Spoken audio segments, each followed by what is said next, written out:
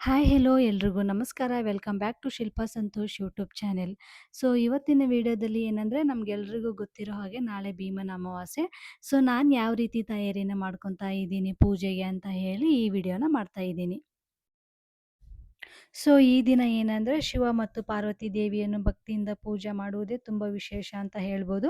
So ಹೆಣ್ಮಕ್ಳು ಮತ್ತು ಮದುವೆ ಆದವರು ಆಗದೇ ಇರೋರು ಏನಂದರೆ ಈ ದಿನ ಪೂಜೆಯನ್ನು ಮಾಡಿ ಪತಿಯ ದೀರ್ಘಾಯುಷ್ಯ, ಆರೋಗ್ಯ, ಕುಟುಂಬದಲ್ಲಿ ಸುಖ, ಶಾಂತಿ, ಸಮೃದ್ಧಿ ಆಗಲಿ ಅಂತ ಹೇಳಿ ಪ್ರಾರ್ಥನೆ ಮಾಡಿಕೊಳ್ಳುವುದೇ ನಮ್ಮದು ಸಂಪ್ರದಾಯ ಅಂತ ಹೇಳ್ಬೋದು.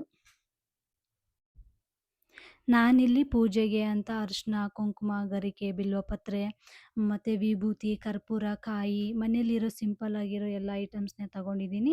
ಸೊ ಒಬ್ಬೊಬ್ಬರು ಮನೆಯಲ್ಲಿ ಒಂದೊಂದು ಥರನೇ ಸಂಪ್ರದಾಯ ಇರುತ್ತೆ. ನಿಮ್ಮ ಮನೇಲಿ ಯಾವ ಥರ ಸಂಪ್ರದಾಯ ಇದೆ ಅದೇ ಥರನೇ ನೀವು ಫಾಲೋ ಮಾಡ್ಬೋದು. ನಾನು ಈ ವಿಡಿಯೋದಲ್ಲಿ ಏನಂದರೆ ನಮ್ಮ ಮನೆಯಲ್ಲಿ ಇರುವಂಥ ಪೂಜೆ ಐಟಮ್ಸಿಂದನೂ ಕೂಡ ಈ ಪೂಜೆನ ಮಾಡ್ಬೋದು. ಸೊ ಏನಾದರೂ ನಿಮ್ಮ ಸಂಪ್ರದಾಯದ ಪ್ರಕಾರ ಏನಾದರೂ ಎಕ್ಸ್ಟ್ರಾ ಐಟಮ್ಸ್‌ಗಳ್ನ ಆ್ಯಡ್ ಮಾಡ್ಕೋಬೇಕಿದ್ರೆ ಅದನ್ನು ಕೂಡ ನೀವು ಆ್ಯಡ್ ಮಾಡ್ಕೋಬೋದು. ಮತ್ತೆ ಏನಂದ್ರೆ, ಈ ದಿನ ನಾವು 2 ದೀಪಗಳನ್ನು ಹಚ್ಚಿ ಅವುಗಳನ್ನು ಶಿವ ಮತ್ತು ಪಾರ್ವತಿ ಪ್ರತೀಕವಾಗಿ ಕೂಡ ಕೆಲವೊಬ್ಬರು ಆ ಥರನೂ ಪೂಜಿಸ್ತಾರೆ. ಇಲ್ಲಿ ನಾನೇನಂದ್ರೆ ನಮ್ಮ ಮನೆಯಲ್ಲೇ ಇರೋ ದೀಪದ ಕಂಬಗಳು ಮತ್ತು 2 ಹಣತೆ ಮಣ್ಣಿನಿಂದ ಮಾಡಿರೋ ಹಣತೆನ ತಗೊಂಡಿದ್ದೀನಿ ದೀಪ ಹಚ್ಚೋಕ್ಕೆ. ಮತ್ತು ಮನೇಲಿರೋ ಕಳಸನೇ ತಗೊಂಡು ನಾನು ಪೂಜೆನ ಮಾಡ್ತಾ ಇದ್ದೀನಿ. ಸೊ ಇನ್ನೊಂದು ವಿಶೇಷತೆ ಏನಂದ್ರೆ, ಈ ಪವಿತ್ರ ದಾರ ಅಂತ ಹೇಳ್ತಾರೆ. ಸೊ ಇದು ಏನಂದ್ರೆ ನಿಮ್ಮ ಮನೇಲಿ ಇರೋ ಒಂದು ಯಾವುದಾದ್ರೂ ಬಿಳಿ ದಾರ ಇದ್ರೆ, ಸೊ ಆ ದಾರಕ್ಕೇನೆ ಒಂದು 5 ಸುತ್ತು ದಾರ ತಗೊಂಡು ಅರಿಶಿನ ಕುಂಕುಮ ಹಚ್ಕೊಂಡು 5 ಇಲ್ಲ 9 ಗಂಟು ಹಾಕಿ ಅದನ್ನೇ ಕಟ್ಕೋಬೋದು. ಸೊ ಅದೇ ಈ ದಿನದ ಇನ್ನೊಂದು ವಿಶೇಷತೆ ಅಂತ ಹೇಳ್ಬೋದು.